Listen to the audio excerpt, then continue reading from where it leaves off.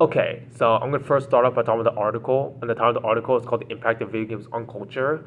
And what this article talks about is that it basically talks about the influence of video games on mainstream culture, and it also talks about the evolution of gaming in video games as well. So I'm gonna first start off by talking about the influence that video games has had on mainstream culture. And video games have become quite a dominant form of entertainment, and they've influenced a lot of things such as fashion, social media, and music. And video games, which is like once considered like a niche hobby or like something you just do in your free time or something that you're good at, has now gone mainstream and has now gone mainstream acceptance from a lot of people. And with characters such as like Sonic the Hedgehog, Pac-Man, Snake, Mario, and other famous and iconic video game characters have achieved cultural icon status. And so like yeah, as these characters that I said before, such as Mario and Sonic the Hedgehog, these like small anime characters that were created 40, 50 years ago, they went from just being video game characters to cultural icons, and they influenced a lot of things in this world. And so like move on to like the evolution of gaming. The gaming culture has expanded beyond arcades and consoles to online multiplayer experiences. And so at first, video games were like were like in arcades, and they started off as single player. But like now they've expanded to multiplayer experiences, and like you can play with friends now. You can play with people. You can like create parties, invite people to parties, and play games with. And so like yeah, just going on your console, which is like PlayStation or like Xbox, and just like creating a party and like inviting all your friends to play with. Like video games have now turned into a multiplayer experience, and you just don't have to play by yourself anymore. Well, you can still play by yourself, but like video games is more fun and has expanded more into multiplayer and play with other people. And not to mention computer players as well. There are a lot of websites and games that you can play on computer and PC that has multiplayer and like has a lot of online servers that you can just play with people, and like you can just play with your friends and just have a good time. And so video games have gone far beyond arcades and single player, and like you can now play at home and play with your friends. And usually when it comes to like video games and people playing video games, there's like a I guess like a public perception that people who play a lot of video games can be perceived as like geeks or like nerds or like losers, or like people who just stay in their house all day and like don't do anything, and like they just eat like Doritos and like that's it.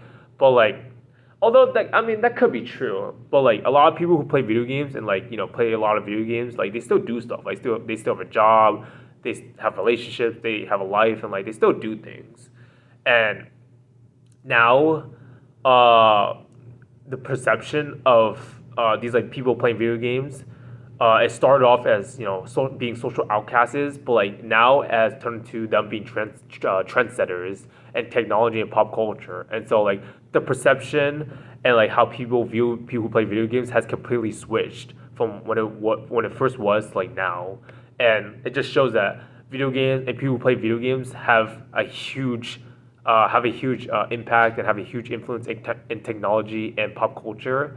And we can see right here where like the perception and like the view of people who play video games has completely changed and has completely shifted into a good thing. And like not a lot of people see them as like geeks or like nerds or like losers anymore, and like they now see them as like trendsetters and people who can like influence the world. And video games, they also have an impact on other media forms. And so other popular media forms such as like TV and movies, video games have influenced a lot, and a lot of video games have inspired TV shows and movies. Games such as like Mortal Kombat, Pokemon. I think there was like a Super Mario Bros. Movies that came out like 2 years ago, which did a lot. It was successful. It did very well, and like a lot of people watched it. And it's kind of crazy because Super Mario Bros. It first started as a video game, and now it turned into like a movie, and like it became one of the best selling movies in this like generation, like in this decade. So like it's just crazy, like the shift and like how far video games have gone, where like they can make a movie out of these things, and like they can be like successful. Like they can bring in a lot of revenue, and like they can have a lot of people watching it. So it has a lot of influence impact on the world. Music as well. Video game soundtracks have evolved a lot, and like video game developers and companies are trying to collab with mainstream artists to try and get their songs into their games, because we all know about like celebrities and like the whole idea and like notion of celebrities where like they're like worshipped, and celebrity culture is like bigger than ever now. And so like if you get like the biggest artists and the biggest names in your game, that means their fans are gonna come and play your games because the bigger the name is, the bigger the fan base is. So if you get the biggest names in the world, that means you're gonna get more people to play their game, you're gonna get more revenue, and you're gonna get more people on your games and on your server as well. And so yeah, just collabing with mainstream artists and trying to get like the most catchiest songs and trying to get the biggest names in your games is gonna work out well because more people are gonna come and play it just because the artist is in the game or like their songs are in the game. And this is a throwback. I saw this in an article, and this is a throwback. But like Machinima was a YouTube channel. Like it was a huge YouTube channel back in the day, and Machinima was basically like a style of filmmaking that used video game engines to create animated films. And so Machinima was like a company that like invited or like asked a lot of like YouTubers to like submit videos into their channels and create it as like as if it was like an animated movie or like an animated film. And most of these YouTubers were like Call of Duty YouTubers because Call of Duty was a big franchise. It's still a big franchise, but like it was like a huge franchise back in the day, like because it was so early and like Call of Duty was like the biggest thing back in the day. Like I'm talking about like 2008, 2009, and so a lot of these YouTubers that worked for Machinima would like submit like montages of them getting like kill shots. Oh, like sorry, well, kill shots, kill cams, and also trick shots, and like these videos would be like 3 minute clips, like 3 minute like montage clips, but like these videos made it seem like it was like a trailer or like it made it seem like it was like a short movie for like something. But in reality, it was just like, these players getting online for like 10 or 12 hours, just like getting cool trick shots, getting cool kill cams, and just putting it into like a 3 minute, 4 minute clip. And then like they would submit to Machinima, and like Machinima helped these like creators because not only did they get money from it, but they also get recognition from it. And so like Machinima was like a massive thing back in the day. Like I'm talking about like 2010, 2011, 2012, and like I used to watch them. I used to watch these videos of like these kill cams and like these trick shots from these YouTubers, and like it pulled in a lot of people because again, it looked like movies. It looked like small movie clips. It looked like small montages, and like they were edited very well. Like there was cool effects, cool beats to it, cool sounds, and like it really did look like you were watching a movie. But in reality, you're just watching like a Call of Duty video. But like I don't think Machinima is around anymore. I think Machinima ended like 7 or 8 years ago. So when I saw Machinima mentioned in the article, like it gave me like flashbacks. Like that's a throwback. That is a throwback YouTube channel. And this article also talks about education, and you know how people perceive video games, and like they see it as like, oh, like all they do is look at screens, like it doesn't help their brain, it doesn't help them learn anything, like they're just killing their eyesight, they're just killing their brain. But like video games can actually help out a lot, and like they can help kids out a lot in terms of like the real world, help them out with skills, help them out with like problem solving skills. And so this article basically talked about how like video games are increasingly used in schools to develop problem solving, critical thinking skills. And studies suggest that gaming improves visual processing skills and can be a valuable learning tool in various fields, such as military training. Which I guess is true because a lot of the games that are popular are like first-person shooter games, so like CS:GO, Battlefield, Call of Duty, Fortnite, and I guess these games can help with military training because it's giving like people with like first person experience, like a first person feel of like using a gun and like shooting other people and shooting things. So I guess like those games can help military training, but like video games in general, like they can help kids with like reflexes and like help kids like think on their feet and like be quick on their toes and just overall help them develop skills such as problem solving, critical thinking skills. Like people just see video games as kids just holding a controller, like kids using a mouse and keyboard and just playing like aimlessly, just looking at a screen all day, just playing games. But like in reality, like it helps kids. It helps kids, look at things, make the correct decisions. Helps them solve problems, help them solve issues, and like really just helps them work the brain, and also just work on what they see and like reflect on what they see and just make just them think on their toes, basically just help them help them with their reflexes and just help them their problem solving skills and just also helping them like think through like certain situations and think through certain scenarios. And this article also mentioned that there was a debate over if video games can be considered like an art. And some argue that video games should be considered art due to their storytelling, music, and design. And critics like Roger Ebert have claimed that games cannot be classified as art in the traditional sense. I personally disagree with that. I think video games can be considered art because it's not like these like developers, like these companies are just putting out games and like that's it. Like there's like no thought to it. Like these companies and like these developers, like they're sitting down with each other like months, even years before they even start making the video game. Like they're thinking like, oh, what's the what's the main goal of this game? What can people do on this game? What do you want people to learn from this game? And basically just like work out like what music should be added into it, the design of it, what should be added in the background, the main characters, the storyline. Like if the game is like a puzzle game or like a story mode game, you gotta think about like, the storyline.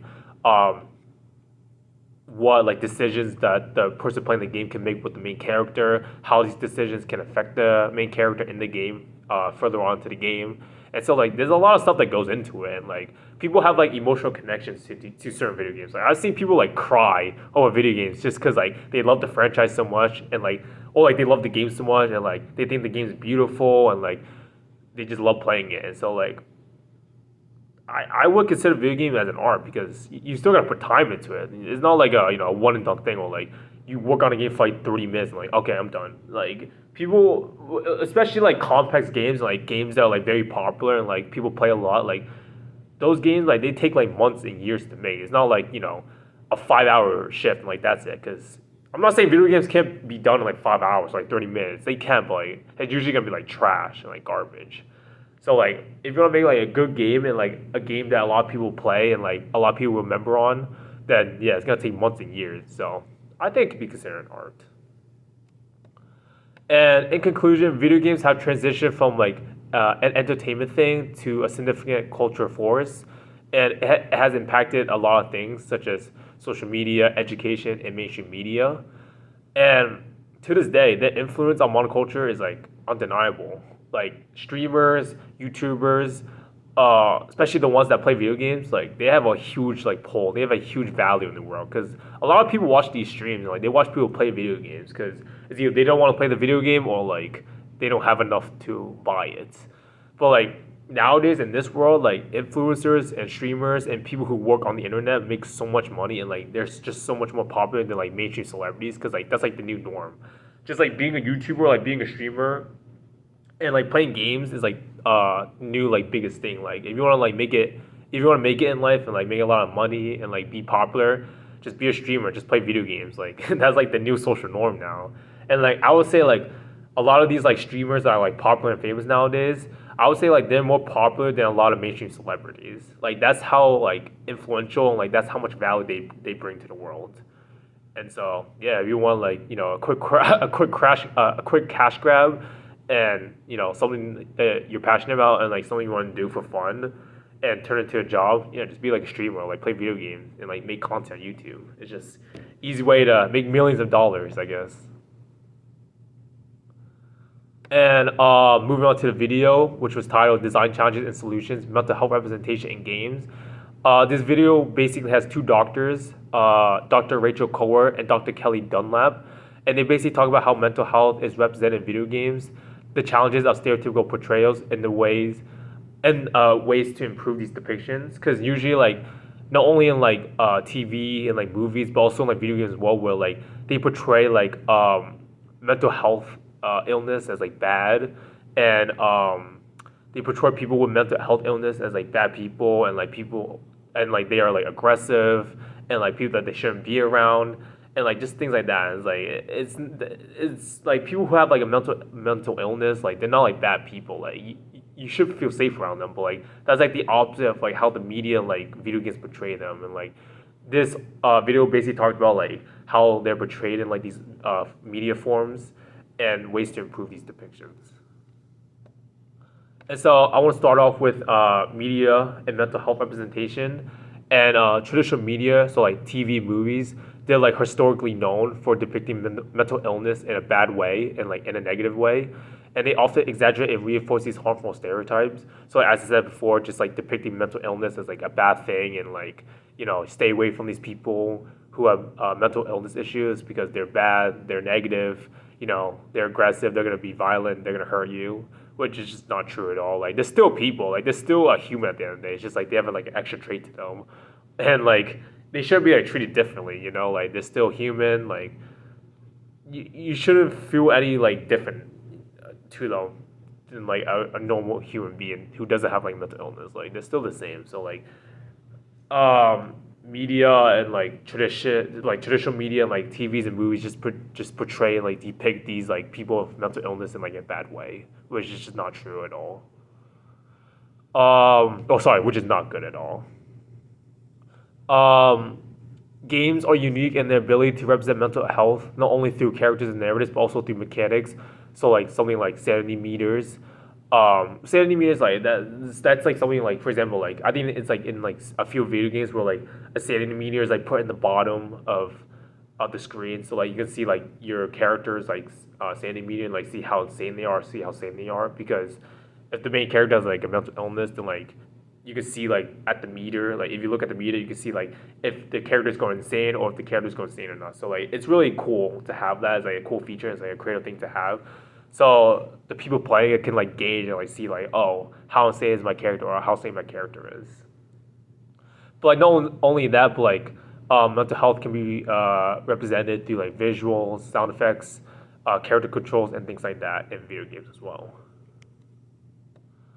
There are some negative trends in gaming. So like there's a study that came out 2011 to 2013, and it found that 24% of top selling games included mentally ill characters, and 69% of those characters were violent, reinforcing negative stereotypes. So, as I said before, video games are just portraying these mentally ill people as violent and aggressive and like people that you shouldn't be around, and like if you are around them, they might hurt you, they might like kill you even. So it's just not a good look for mentally ill people. And horror games frequently use like institutions like what's that word, like psychiatric institutions, so like hospitals, like urgent care, mental asylums, and like things like that as like settings to like evoke fear, and like being scared, which can further shame mental illness. And usually like horror video games, and you kind of use like hospitals as like a place to like put the characters in, because like they can be seen as like scary, and I guess because like hospitals are like big, and like when it's dark it gets like very scary. And also like because hospitals, like that's where patients go when they have like when they're sick or like when they're hurt as well. So like being sick and like being hurt, I guess, is like a way to like portray like scariness, and like them being like creatures, and then like them being like monsters basically. And so like yeah, horror games, like if it's not like in the forest or like in like a shack or like in a cabin or something, like horror games, like the main setting is usually like a hospital or like a mental asylum, because like it's trying to invoke like fear and like scaredness into the person playing it. But at the same time, that can further shame mental illness as well. But there are some positive representations and impacts from games, and some games such as Senua's Sacrifice, Stardew Valley, Sea of Solitude, Hellblade, and Celeste portray mental health more accurately and empathetically.